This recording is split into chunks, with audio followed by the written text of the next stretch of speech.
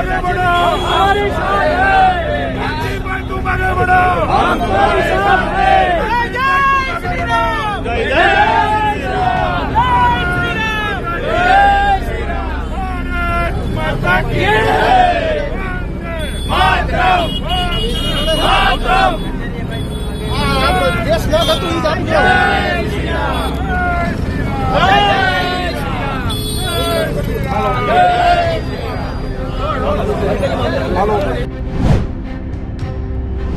જયંતિભાઈ લઈ લ્યો તમે લઈ લીધો હતો શું કહેશો સમર્થકો સાથે? બસ આજ તો મને ખ્યાલ નથી આટલો ઉજવ છે. આવો તો ચૂંટણીમાં મેં ઉજવ નથી જોયો. કાર્યકર્તાનો ઉજવ છે. એની સાથે ગાંધીનગર જઈ છે ને ગાંધીનગર જ્યાં પછી ખબર પડે. ગોપાલ ઇટાલી આવશે ઈ આ જ્યાં પછી ખબર પડે. નહીં આવે ત્યાં સુધી કરશી કાંઈક. આ મારું રાજીનામું લઈને આવ્યો હું. ગોપાલભાઈને પહેલા શપથ લેવાના છે અને હજી જો ગોપાલભાઈ મેસેજ કરે શપથ લેવા હોય તો હું 2 કલાક બેસીશ. અધ્યક્ષશ્રી યારે શપથ લઈ લઈએ અને પછી રાજીનામું દેશી. અહીંયા ગોપાલભાઈ એક ખોટું રાજકારણ કરે કે કોઈ ગૃહમંત્રીને જોડું મારી અને મોટું થાવ એ વાજબી નથી. અહીંયા ભાઈ શ્રી પ્રદીપસિંહને જોડું માર્યું હતું તે પછી અત્યારે ગુજરાતની પ્રજા છે એને ગુમરાહ કરવાની વાત છે. ગુમરાહ કરે, ખોટા વિડિયા મૂકે. એમાં મોરબીમાં થોડી ઘણી તકલીફ છે, હું સ્વીકારું છું. એ કામ ચાલુ થઈ ગયું છે અને આવતા શનિવારે ખૂબ જ મોટા પાયે ખાતમુહૂર્ત કરવાના છે.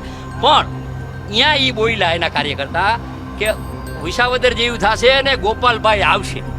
એટલે મેં એનો જવાબ આપ્યો અને ગોપાલભાઈ મને જવાબ આવ્યો ગળદા ઉપર બેસી. અને જવાબનું હું સિદ્ધાંતનો પાકો હોઉં કે હું આટલા વાગે પહોંચીશ. અને હજી ગોપાલભાઈ આજ ન આવે, ગોપાલભાઈ આજ ન આવે તો ગમે ત્યારે ગોપાલભાઈ કહેશે ને તો એની સાથે રાજીનામું દેવા આવીશ. ગોપાલભાઈ કહેશે પણ હું બોલ્યો તો કે એના બાપમાં ફેર ને મારા બાપમાં ફેર નથી. હું આવ્યો શાંતિભાઈ ગોપાલ ઇટાલિયા માટે શું સંદેશો? કારણ કે હજુ સુધી આવ્યો નથી એટલે એનો સંદેશ હોય જે મને કહે એટલે હું આવીશ રાજીનામું દેવા. સાંભળો, પાટીદાર એક છે, પાટીદાર એક છે. કોઈ પાટીદાર નોખો નથી. પણ સમાજમાં આવા માણસો હોય એને મિસગાઈડ કરતા હોય એ વાત છે, એને રોકવા માટે હું આવ્યો. स्थिति आप कैसे आए और क्या कुछ अब आप करेंगे आगे? मुझे गोपाल भाई आह्वान किया, आपको साथ लड़ना है तो उसके लिए मैं आया हूँ. तो अब आगे क्या आपकी स्ट्रेटजी है? गोपाल इटालिया उन्होंने तो शपथ लिया नहीं उस शपथ लेगा, बैठेगा यहाँ, शपथ लेके बाद में राजीनामું देगा. બીજી दूसरी बार शपथ लेगा तो बाद में आएगा. रोड रस्ते खड्डों से ध्यान भटकाने नहीं रोड रस्ता तो ये तो पानी ने पीटा हुआ બધા સમા અમારે જ કરવાના. अच्छा कब तक बैठे रहे? मैं 12:15 उसके बाद आप अपना इस्तीफा रखेंगे? मैं मेरा कागज लेके आया हूँ. उसने आएगा तो देगा.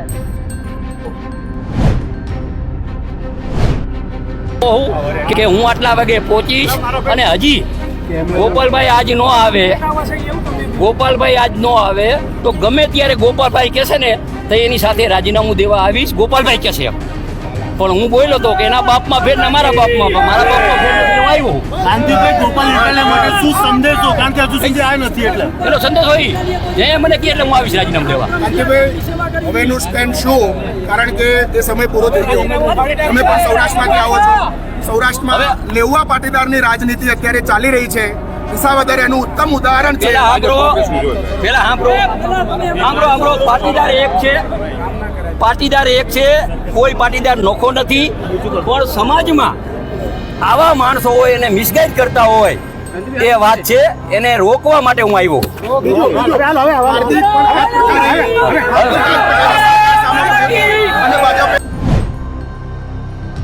ગોપાલ ઇટાલિયા શું કોઈ આવે ત્યારનો વિષય હતો મારો. જ્યારે પણ આવું બંને ધારાસભ્યો આવે છે તમારું વિધાનસભા અધ્યક્ષના નાતે શું લોકોને કામ કરવું જોઈએ. ગોપાલ ઇટાલિયા શું કોઈ આવે ત્યારનો વિષય હતો મારો. જ્યારે પણ આવું બંને ધારાસભ્યો આવે છે તમારું વિધાનસભા અધ્યક્ષના નાતે શું લોકોને કામ કરવું જોઈએ. ये क्या परिस्थिति, आप कैसे आए और क्या कुछ अब आप करेंगे आगे? मुझे गोपाल भाई आह्वान किया, आपको साथ लड़ना है, तो उसके लिए मैं आया हूँ। तो अब आगे क्या आपकी स्ट्रेटजी है? गोपाल इटालिया उन्होंने तो शपथ लिया नहीं। उसको शपथ लेगा, बैठेगा यहाँ, शपथ लेगा बाद में राजीनामा देगा, बीजी दूसरी बार शपथ लेगा तो बाद में आएगा। रोड रस्ते खड्डों से ध्यान भटकाने नहीं, रोड रस्ता तो ये तो पानी ने पीटा हुआ, ये બધા સમા અમારે જ કરવાના। अच्छा कब तक बैठे रहे? मैं सवा बार सुन। सवा बार। उसके बाद आप अपना इस्तीफा रखेंगे? मैं मेरा कागज लेके आया हूँ, उसके आएगा तो देगा। નમસ્કાર મિત્રો, ગુજરાતમાં હાલની ભયંકર પરિસ્થિતિ, રોડ રસ્તાઓની બિસ્માર હાલત, સાથે સાથે ગંભીરા બ્રિજની ઘટના, નલ સે જલ યોજના હોય, મનરેગા યોજના હોય, અન્ય અનેક કૌભાંડો માંથી લોકોનું ધ્યાન ભટકાવવા માટે બીજેપીએ અને કાંતિ કાકાએ પોતાની નોટંકી ચાલુ રાખી છે।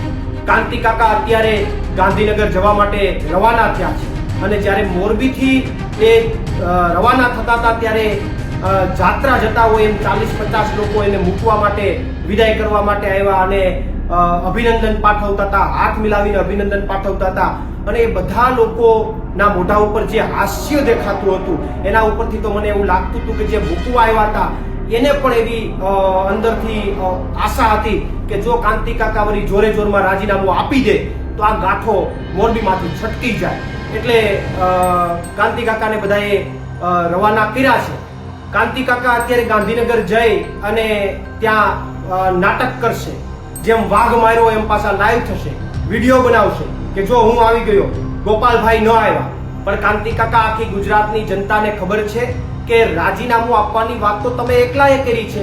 માનનીય ગોપાલભાઈએ આખા ક્યાંય પણ ઘટનાક્રમમાં પોતે રાજીનામું આપવાની વાત નથી કરી।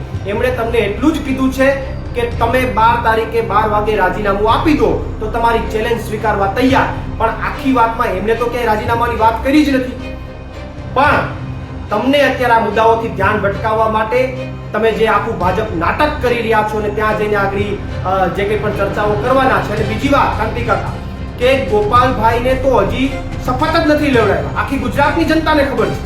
તો કાંતિ કાકા જરા ત્યાં શંકરભાઈ ચૌધરીને જરા એ પણ કહેતા આવજો કે ગોપાલભાઈનું વહેલામાં વહેલી તકે પહેલા તો શપથ કરાવડાવે, પછી બીજી આગળની ચર્ચાઓ કરીશું।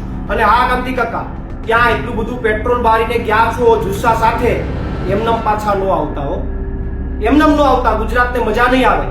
રાજીનામું આપીને જ આવજો, કારણ કે તમે મરદ માણસ છો। એકવાર આગળ હાલી ગયા પછી ગાંધીનગરથી પાછું રિટર્ન મોરબી થાવ પાછા પગે, એ સારું નહીં લાગે।